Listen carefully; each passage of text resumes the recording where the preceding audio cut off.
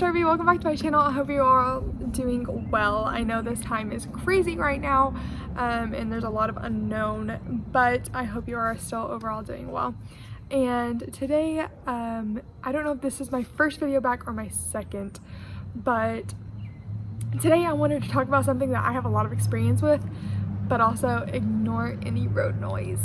Because I wanted to film outside, it feels good, I have the time, the dogs are playing outside, I'm filming at my boyfriend's house and letting his dogs out, so, because I get off work earlier than him right now, and so they're just hanging out in the backyard.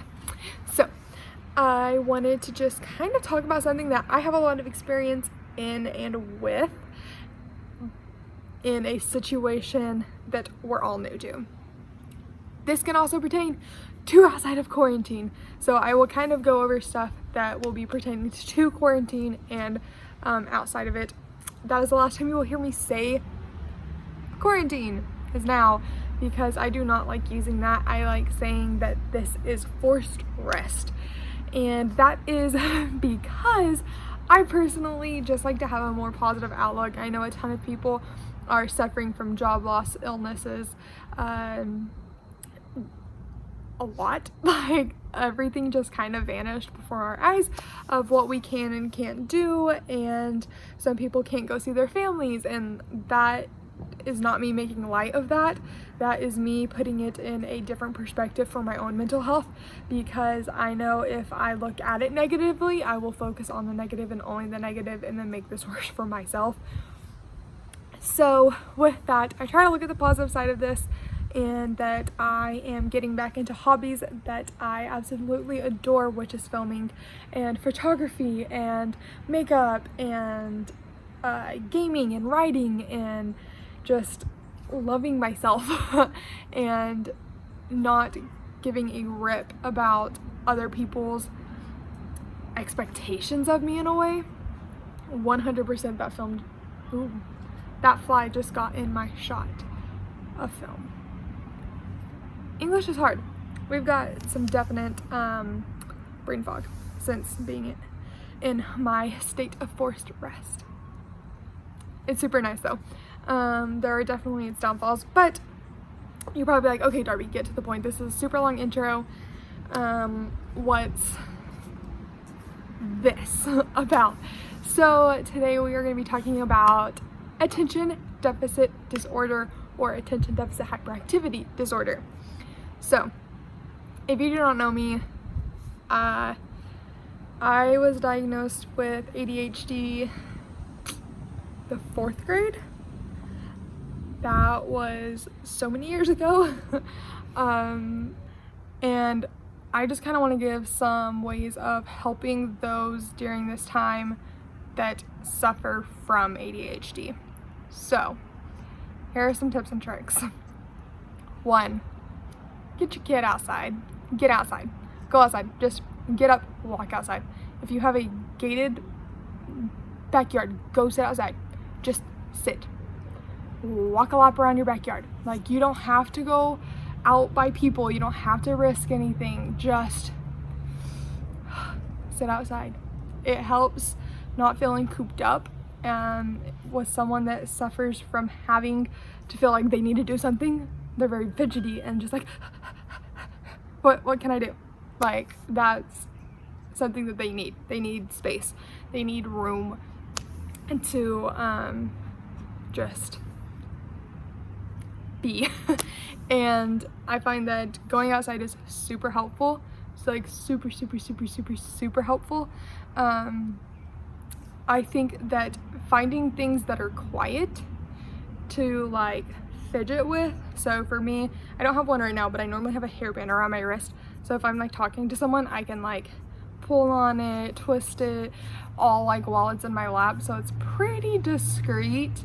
Or I'll sit here like this and just like play with the ends of my hair. And it's just like a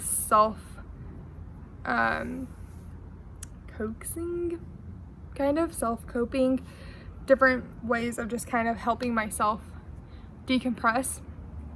However, I've definitely found different ways to teach myself to refocus. And so this is something I literally never talk about because a lot of people find it very weird. But if your child has ADHD or just really stresses with focusing, there's like ASMR, white noise,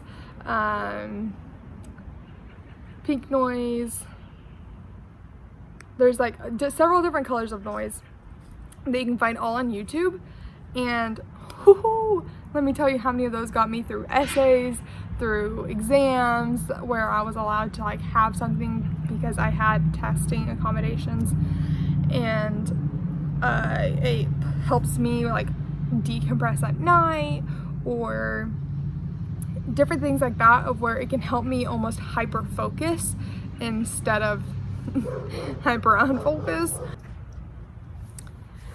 Okay, after a dog barking situation, so definitely getting them outside or listening to very subtle noises, or and some people like different things throughout ASMR, or white noise, pink noise, and having a preference in which noise that they listen to. So finding that and letting the child, your child that suffers with this, choose what helps them. Just to let you know, you can't force a coping mechanism, otherwise they're just gonna like rebel against it. Like, come on, let's be real. So there are some things that you can influence, but forceful is just gonna go horribly wrong. So good luck with that if you try that way. There's a lot of different ways of just making sure that as someone with ADHD you can refocus. So I do take several breaks throughout my day.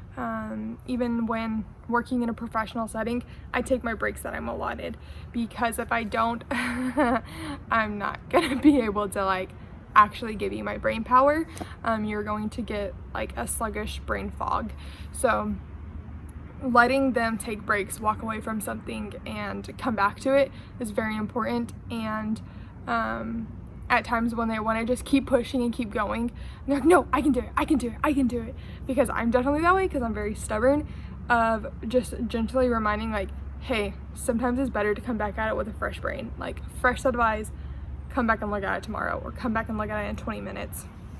That 20 minutes will give you time to process what you were thinking about, but also get your mind off of it and look at things differently, and give your brain kind of like a time to just wander and come up with scenarios or stories or thoughts or videos, or like whatever your brain goes to. Mine goes to a lot of that stuff. So just giving your brain that time to scatter and then reconform, so that way you can actually focus on what you're doing. And that is very helpful in my opinion. So another thing I would say is that finding a way of reassuring positive behavior, and what I mean by that is being proactive. If they are proactive with something, praise the crap out of that. If they got a good grade, you bet your butt you need to be telling them, good job, I'm so proud of you, you did amazing, thank you for all the effort you put into this. Things like that reassure us as those who struggle with this disorder that it is so good to be able to cope and work with your ADHD. Some people grow out of their ADHD, some people just learn how to handle their ADHD. Of course, I'm not a doctor, but my opinion is that you can't really like grow out of it. If it is genetic, I think it's still genetic, but I think you can definitely learn how to handle it. Hence, I am now 21 years old and I do not take medication, and haven't for a year, and I have had a steady job for over 6 months, and I had a steady job before that and a steady job before that. So we are capable of holding a job on our own and stuff like that. So yeah, there's that part. Another thing I would definitely recommend is just finding a way to express confusion, frustration, and lack of understanding, which I guess is confusion.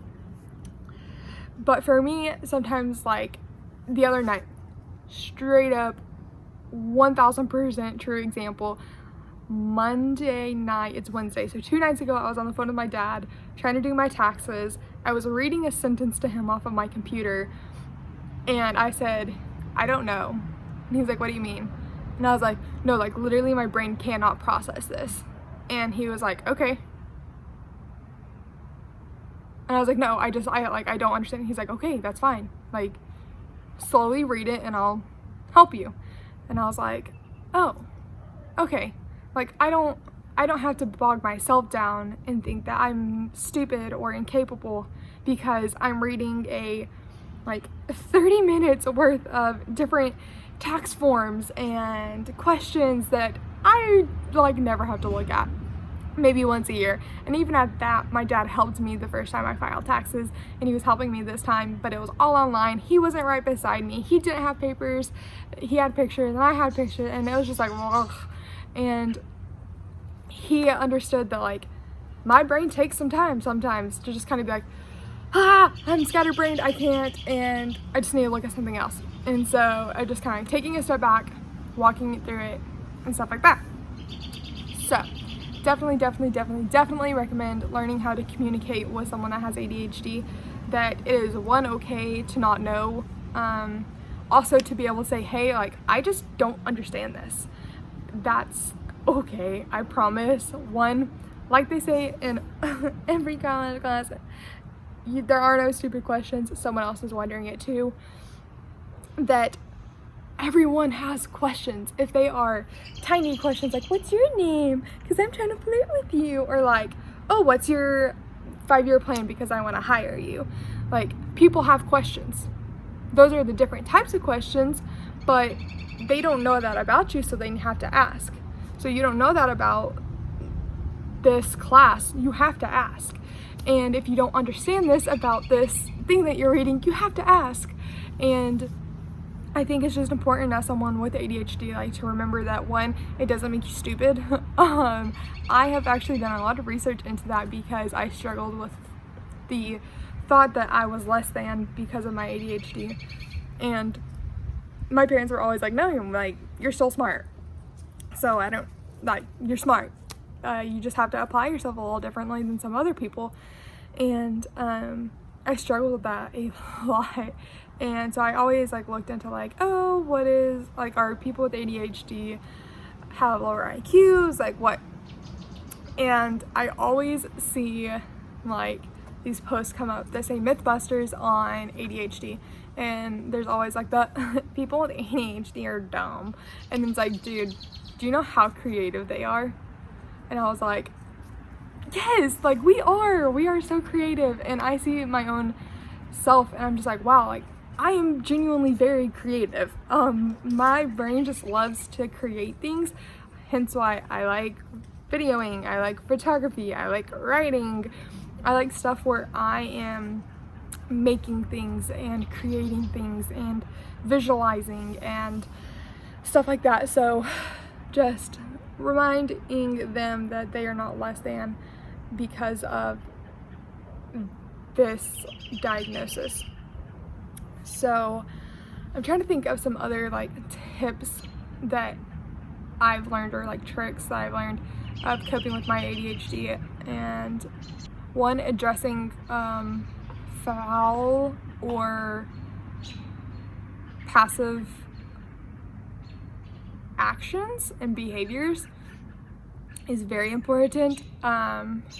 So this was something that I've done since I was really young. If I got super stressed over, like, a homework question, I'd literally hit myself in the head. And it like stressed my parents out. They're like, please stop hitting yourself. But they didn't understand that like that was my way of saying like, hey, I don't get it. Like it's not here. Like I may have learned it, but it's literally not in here.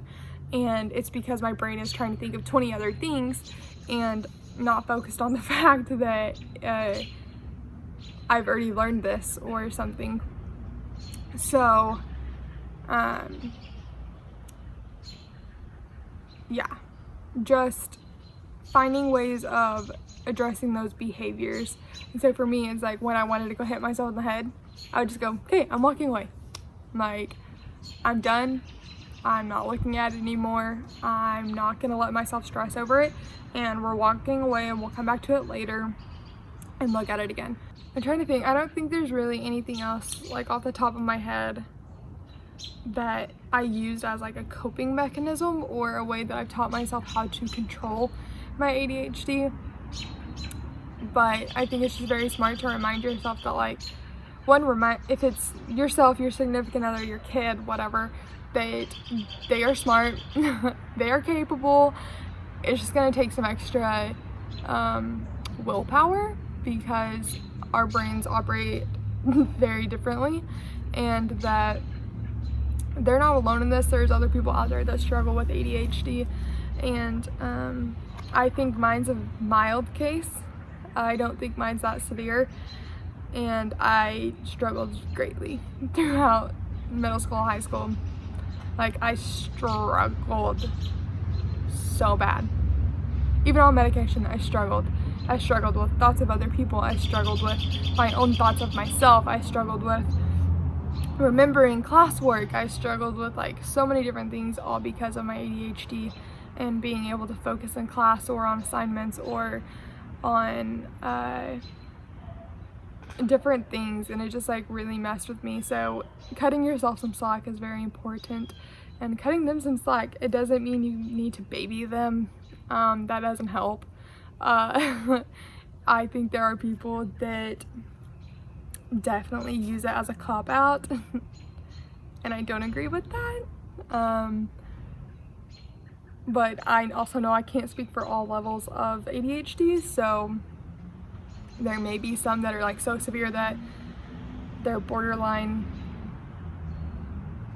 not functioning or incapable of functioning.